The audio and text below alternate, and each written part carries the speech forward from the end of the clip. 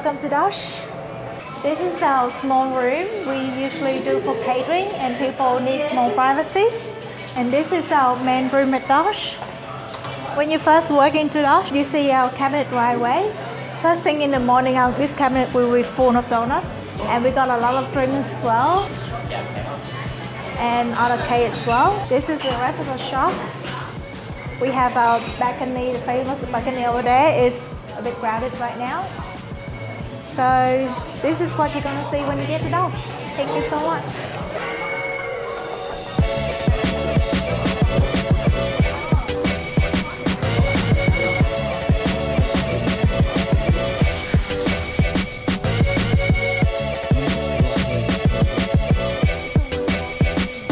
No need to be nervous. I'm always nervous, my hands are sweating. We're good to go. Hi, my name is Emma. I'm the owner of DOSH. DOSH is a donut and coffee shop. I own this donut shop with my partner Kevin. He is also my husband as well. So DOSH is located in Ho Chi Minh City, one of the famous streets of the working Nguyễn Huệ Walking Street, and it's located on the cafe apartment on the third floor. If you go up to the elevator or by stair, you turn left and we'll be right there. Everything is made fresh in our kitchen, fresh from the ingredient to the whole plain donut itself. Every topping at DOSH, every filling is making in our kitchen. Our fresh, made from scratch. We're not buying any premix or preservative to put in on it. Every day we make around more than 100 donut weekday and around 2 or up to maybe 300 during weekends and holidays. And we got around 12 to 14 different flavor per weekday, and 16 to 20 flavor per weekend and holidays. And because we make fresh donuts, so we always got sold out around 6 or 7 p.m. because we don't want to make extra and then leave it until the other day. So every time the customer come in, I want the customer to taste the same freshness as it's make it from the first batch to the second batch. First came to Australia in 2011 to study. I'm studying bachelor degree, master degree in Australia, same as Kevin as well. During our stay there, we've been working part-time to support our study. I was a waitress and then barista, and Kevin was a kitchen hand, then become a sous chef. And during our part-time work, we found our passion in that industry. And around 2000, I think June 2016, we came back here. And a year later, we opened DOSH. When we were in Australia, we crossed by Donut Time, which is a very famous donut brand in Australia, in Brisbane particularly. Found out like donut is not just about glazing on top of the plain donut. They can put anything on the donut. They can put an Easter egg on the donut. They can put a whole chocolate bar on the donut. So that came into my mind that I can do the same thing with more creative as well. That's one of the reasons that I'm starting DOSH when I come back as well. And then we go home, we buy flour, butter, and we try to create our own version based on the taste that we have been experiencing in Australia. And it's cost us like almost 2 months to find a recipe that replicate the most likely the Australian flavor, and then we start to making it. And Kevin is the one who found out the original recipes, and it's my job to do the creation on top of that plain donut. So when we came back here to Vietnam in 2016, we really like to open a restaurant or shop by our own. At first, we don't have enough financial to support that. So we try to work in an office first, try to find job in office first. And then after 6 months, because we were bored of it already, we decided to open a small shop first. At first, it's go against my parents and Kevin's parents, and we have a lot of big fights. The perception of Vietnamese people opening a shop is the things that anyone can do. You don't need a degree for that. My parents and Kevin's parents have paid so much money for us in Australia for our study, and they expect us to have a stable job as a corporation company, have a big status, have a high social life, have a beautiful house, a car and stuff like that. That's just not what we want. We can do it though. We know we can do it. It just takes some time. What's the point? That's the question that we've been asking each other is what's the point? So we decided to open a shop and we have a lot of big fight with our parents.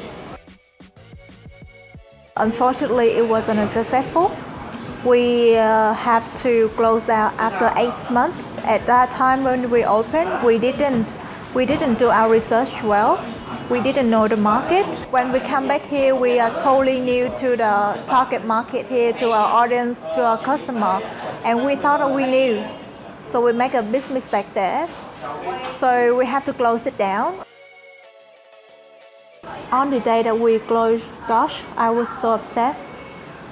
I didn't tell my mom for 3 or 4 days because she kept coming, but I didn't tell them. I just tell her, do not come to DOSH during that time because I have something going on. But I didn't want to let her know that DOSH have to close down because all my plan failed. You know, even though you have plan, it fails. It's okay. It's okay to fail once so you can stand up again. That's what I learned, you know. And after 3 or 4 days, my husband told me, of course, your mom proud of your degree. It proves that you can do more than that. So do what you have to do and get up. So I came to my mom's house. I told them. And then my mom didn't say anything because she cannot say, I told you so. Because I tell her that like, please do not say I told you so. Because I know. But you know that I learned a lot of lessons. And I don't know whether I'm gonna do it again. I spend all of my money, our saving money. We spend all of our saving money. We have to find a job to able to pay rent next month. On that day, I tell my mom, but I have to tell her that I realize the realistic that I have to live on. And I tell my mom that I know that I have to make money to able to pay everything next month. I'm not talking about anything far, just next month. So you know that everything I do, even if wrong or right, I always have it planned. And I will make sure that I have enough money to cover myself, you know. So I can make my mom feel that she can trust that even if I do it wrong, I can still take care of myself. So when I do it right again, she will support me. It shows that you're being responsible. Yeah, I'm showing that the responsible thing that I do is I admit to my mistake, and I'll try to stand up from it step by step, though, you know. I'm not a person who talk about big thing and doesn't do anything. I'm a really realistic person. Like even if I'm really creative on artist one, but I'm still worrying about what money, where I get the money so I can spend next month. It's about living with your passion, doing what you love, but you have to take care of yourself first. Kevin talked me up. He said that he still believes that the recipe that we have, the original one, will be successful. So we decided to try again here in this location, and it's turned out to be great until now. We have been open here for 3 years. For the next 3 days, our 3rd year's anniversary at DOSH. So we are really proud of it. So for the first business we have with DOSH is a total failure, and we pick up a lot of lessons from it. Wrong location, doesn't know how to connect with our audience, even though my major in marketing. But I have a misconception about marketing in Australia and marketing in Vietnam. I didn't know that gonna be that totally different. And then the location is totally wrong, the interior of the shop is totally wrong, even though the product are the same as they are today, but because all of the other element doesn't reach our customer. So that's why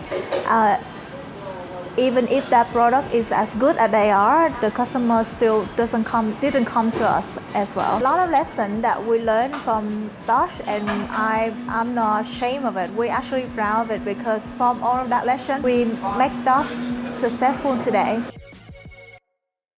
When I was in university, I was learned that I have to be customer focused, always customer focused. I ignored that when I first opened the first shop because I thought, oh, it's going to be my first shop.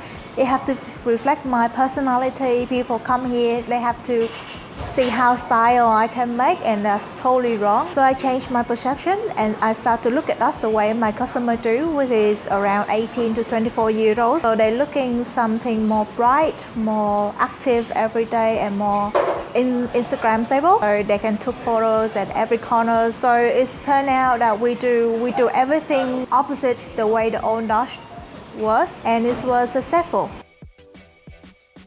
In order to balance the two, I have to thanks to Kev because I'm the creative and marketing aspect of DOSH, and he's doing the financial and accounting balance of the DOSH. So we got it all figured out. So I can be as much as creative as I want, but he will tell me what gonna make money and what doesn't. So example, like at DOSH, every 2 or 3 months we have a set of new flavor of donut, and out of 7 flavor, I'm gonna make 3 flavor for myself. I can be as much creative as I want. I can put anything as I want on top of that. And another 4 will be what customer likes the last month. So Kevin will give me all of the details on what customer like, what the market is into right now, and I can make that. And the same, I can fulfill my creativity with DOSH as well. The last few months we've been facing with the COVID, and we have to close down for a month, but we already planned for it and we can open it again when everything is a bit stable now. I want to ensure the safety of our staff first because every day we welcome more than 100 of pupils, so 200 pupils. There's no guarantee for my staff safety during that time, so it's better for us to close it down and make sure everyone is healthy before we open it again. About the profit, we have to shut down the business for a month, so we lost a lot of money, but not that much, not in the area that we cannot handle. We learned our lesson from the old DOSH.